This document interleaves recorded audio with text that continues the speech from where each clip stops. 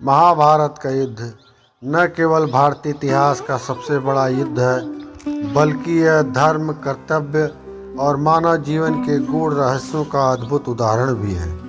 इस युद्ध में भगवान श्री कृष्ण ने एक सारथी की भूमिका निभाई, जो कि साधारण बात नहीं थी। यह योगेश्वर विष्णु के अवतार और सृष्टि के पालन करता थे।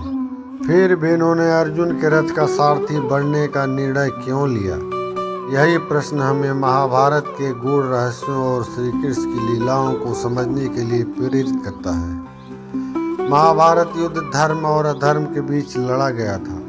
कौरव और पांडव दोनों ही राजकुल के सदस्य थे, लेकिन उनकी सोच और कर्मों में जमीन आसमान का अंतर था।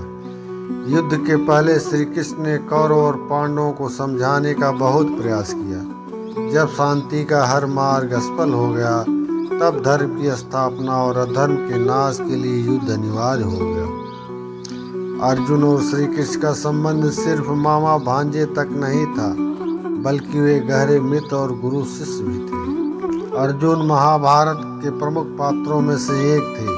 वे केवल एक वीर योद्धा नहीं, बल्कि धर्म और कर्तव्य के प्रतीक थे। जब महाभारत का युद्ध आरंभ हुआ, अर्जुन ने धर्म संकट में पड़कर अपने अस्त्र त्याग दिए।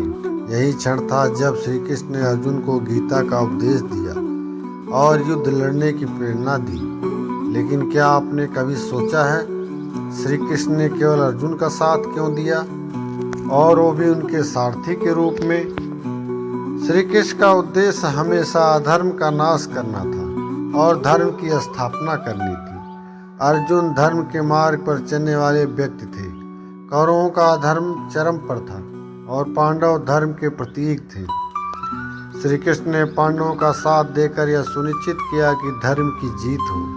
अहंकार रहित नेतृत्व। श्री कृष्ण ने यह दिखाने के लिए सारथी की भूमिका चुनी कि सच्चा नेतृत्व वही है जो अपने अहंकार को त्याग कर दूसरों की सहायता करे। एक सारथी को युद्ध में नायक के पीछे रहना पड़ता है। श्री कृष्ण ने अर्जुन को मार्गदर्शन देकर यह दिखाया कि वे उनके सहायक ही नहीं, बल्कि उनके धर्म युद्ध के मार्गदर्शक भी हैं। अर्जुन को सक्षम बनाना। श्री कृष्ण जानते थे कि अर्जुन एक सक्षम योद्धा है, लेकिन युद्ध की गंभीरता और अपने ही बंद बांधों के खिलाफ युद्ध करने का विचार उसे कमजोर कर सकता है। सारथी बनकर श्री कृष्ण ने अर्जुन को मानसिक और आत्मिक रूप से सक्षम बनाया। गीता का उपदेश इसी प्रक्रिया का एक हिस्सा था। युद्ध में निष्पक्षता बनाए रखना। श्री कृष्ण ने युद्ध में शस्त्र न उठाने का प्रण लिया था। उनका सारथी बनना इस बात का संकेत था कि वे केवल मार्गदर्शन देंगे, लेकिन प्रत्यक्ष रूप से युद्ध में भाग नहीं लेंगे। यह उनके ईश्वरीय स्वरूप को भी प्रकट करता है। वे केवल दिशा दिखाते हैं, कार्य मनुष्य को करना होता है। गीता का उपदेश देना। महाभारत युद्ध के दौरान अर्जुन ने जब अपने परिजनों के विरुद्ध युद्ध करने से इनकार कर दिया, तब श्री कृष्ण ने उन्हें गीता का उपदेश दिया। इसमें उन्होंने जीवन के कर्तव्य, धर्म और आत्मा के गूढ़ रहस्यों को उजागर किया। उन्होंने अर्जुन को समझाया कि आत्मा अजर अमर है और मनुष्य का कर्तव्य केवल अपने निष्काम भाव से अपने कर्म को करना है। गीता के उपदेश में श्री कृष्ण ने निम्नलिखित महत्वपूर्ण संदेश दिए। कर्मण्येवाधिकारस्ते मा फलेषु कदाचन।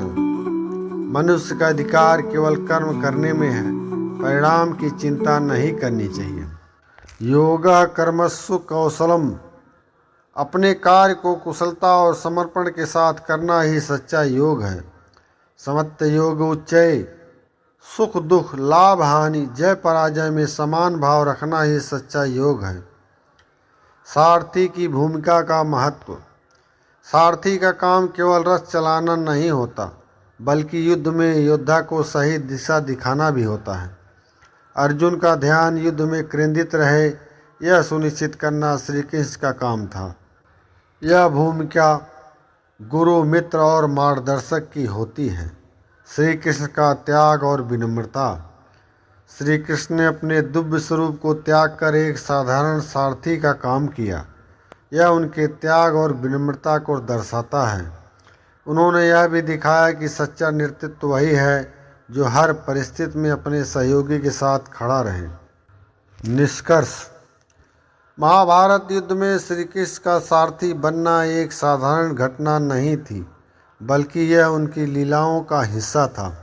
उन्होंने अर्जुन को युद्ध लड़ने के लिए प्रेरित किया, गीता का उपदेश दिया और धर्म की स्थापना की। उनके द्वारा निभाई गई सारथी की भूमिका यह सिखाती है कि जीवन में सच्चा मार्गदर्शक वही दे सकता है जो स्वयं को निस्वार्थ और अहंकार से मुक्त कर ले। महाभारत का यह प्रसंग हमें सिखाता है कि जीवन के संघर्षों में सही मार्गदर्शक की भूमिका कितनी महत्वपूर्ण होती है। श्री कृष्ण का सारथी बनना यह प्रमाणित करता है कि सच्चा ईश्वर वही है जो अपने भक्तों के लिए हर भूमिका निभाने के लिए तैयार हो। अगर आपको यह कहानी अच्छी लगी हो तो हमारे चैनल पुराना युग को सब्सक्राइब करें, लाइक करें और अपने दोस्तों और परिवार को शेयर करें। जय श्री कृष्ण।